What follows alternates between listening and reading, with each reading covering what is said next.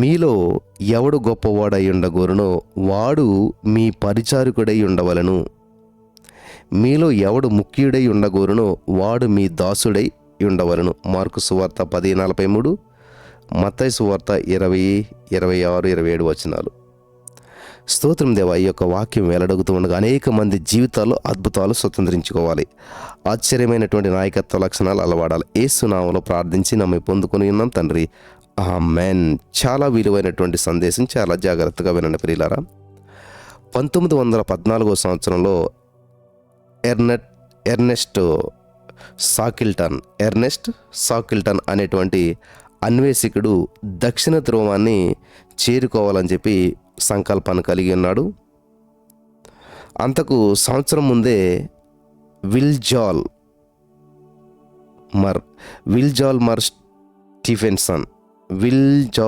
Stephenson ఉత్తర ధ్రువానికి బయలుదేరాడు. గమనించాలి, ఇక్కడ దక్షిణ ధ్రువానికి ఒకరు, ఉత్తర ధ్రువానికి ఒకరు బయలుదేరారు. 2 ప్రయాణాలు, 2 సమూహాలు బయలుదేరాయి. వీరిద్దరి ఓడలు కూడా బయలుదేరిన కొంత రోజులకి ఏమైందంటే గడ్డగట్టిన సముద్రంలో ఇరుక్కుపోయాయి.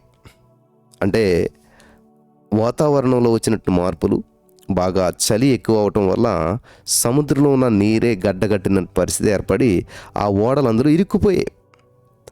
ఇంకా ఓడలు కదలడానికి వీలు లేదు, ఎటు దిక్కుతోచిన పరిస్థితి, ఓడలు కదలటం లేదు. అటువంటి పరిస్థితుల్లో గమనించాలి ప్రియులారా. కానీ వారి నాయకత్వ లక్షణాల వలన ఒక బృందం వారు నశించారు, ఒకరు విజయం పొందారు. ఎప్పుడైనా సరే, ఏదైనా సరే, చీకటి వెలుగు, విజయం అపజయం, మంచి చెడు ఖచ్చితంగా ముందుకెళ్తూ ఉంటుంటాయి. ఈ సత్యాన్ని మీరు చాలా జాగ్రత్తగా గమనించాలి. ఇక్కడ మనం గమనించినట్లయితే 2 బృందాలు బయలుదేరాయి. ఒక బృందం నశించిపోయింది, ఒక బృందం విజయం సాధించింది. ఎందుకంటే నాయకత్వ లక్షణాలు. ఇక్కడ స్టీఫెన్సన్ నడుపుతున్నటువంటి ఓడ పేరు కర్లూక్. దానిలో 11 మంది సిబ్బంది ఉన్నారు. అతడు ఎట్లాగైనా సరే విజయం సాధించాలని చెప్పి ఇదే గురి అన్నమాట. ఆ సంకల్పంతో ఉండేటువంటి వాడు.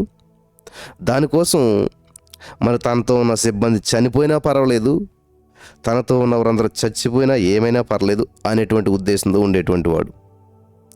చివరికి ఆ స్టీఫెన్సన్ బృందం వారందరూ చనిపోయారు. అతని సిబ్బంది అందరూ మరణించారు. అంత మాత్రమే కాదు, స్టీఫెన్సన్ కూడా మరణించారు. అందరూ మరణించిన తర్వాత ఆయన కూడా మరణించేశాడు. ఓకే. రెండవది, సాకిల్టన్ నడుపుతున్నటువంటి ఎండ్యూరెన్స్ అనేటువంటి ఓడలో ఉన్నటువంటి సిబ్బందిని ఈ యొక్క సాకిల్టన్ గారు ఏం చేశాడంటే ఎంతో ప్రేమించాడు. వారు కూడా చలి చేత బాధపడ్డారు. ఆహారం లేక, తిండి లేక, ఒత్తిడికి, వ్యాకులానికి ఉన్నటువంటి ఇంత ప్రతికూల పరిస్థితులు ఉన్నా సరే వారు తమ నాయకుడైనటువంటి సాకిల్టన్ చూపినటువంటి ప్రేమకు ముగ్ధులైపోయారు. ఈ సాకిల్టన్ ఒకానొక కష్ట సమయంలో తన డైరీలో దక్షిణ ధ్రువం చేరుట కన్నా నా సిబ్బంది యొక్క భద్రతే నాకు ముఖ్యం అని రాసుకున్నాడంట. సరే, ఈ ప్రయాణం ముందుకెళ్ళినా వెళ్ళకపోయినా పర్వాలేదు, కానీ నాతో ఉన్న సిబ్బంది మాత్రం క్షేమంగా ఉండాలి, భద్రంగా ఉండాలి, వారి జీవితంలో ఏ సమస్య రాకూడదు, వారు ఆరోగ్యంగా ఉండాలి, నా గమ్యం ముందుకెళ్ళపోయినా పర్లేదు కానీ వారి జీవితం ముందుకెళ్ళాలి అని చెప్పి ఆయన డైరీలో రాసుకున్నాడంట. What a wonderful word! ఎంత బాగున్నా చూసారా? ఆ దక్షిణ ధ్రువం చేరటానికన్నా నా సిబ్బంది యొక్క భద్రతే నాకు ముఖ్యమని రాసుకున్నాడంట. అలసిపోయినటువంటి ఆ సిబ్బందికి, పిల్లలు గమనించాలి, అలసి ఉన్న సిబ్బందికి బదులుగా అతడు రాత్రంతా మేలుకొని పని చేశాడంట. సిబ్బంది చేయవలసిన పని ఈయన చేశాడంట. వాళ్ళంతా అలసిపోతే ఈయన బదులుగా పనిచేశాడంట. తన బూట్లు, తన ఉన్ని మేజోళ్ళు, సాక్సులు ఇవన్నీ కూడా సిబ్బందికి పంచిపెట్టేశాడంట, సిబ్బందికి ఇచ్చేసాడంట.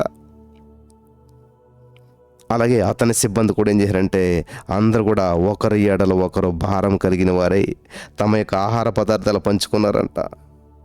ఈ విధంగా ఒకరికొకరు సహాయపడుతూ, ఒకరికొకరు ఆలోచన చేస్తూ, ఒకరి మీద ఒకరు కోరుకుంటూ చివరికి అద్భుతమైన విజయాన్ని సాధించారంట. Amen. In the name of Jesus.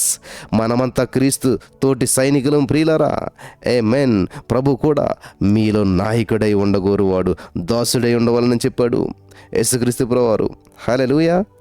ప్రభు కూడా శిష్యుల పాదాలు కలిగి మాదిరిగా చూపించాడు. ఆయన అధికారం కొరకు, విజయం కొరకు అరులు చాచుట కంటే ప్రేమను చూపుట ముఖ్యము.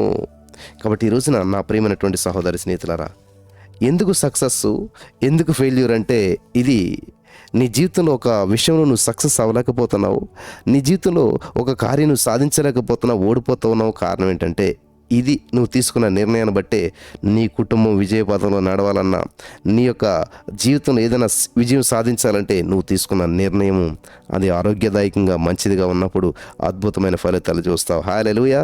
యేసుక్రీస్తు ప్రభువు కూడా చక్కటి మాదిరిని చెల్లాడైనా.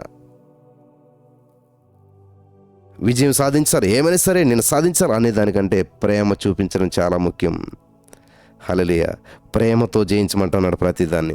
అటువంటి కృప ఇక్కడ ఉన్న వారికి అందరికీ పరిశుద్ధాత్మ దేవుడు అనుగ్రహించి నడిపించి బలపరచును గాక. ఆమేన్.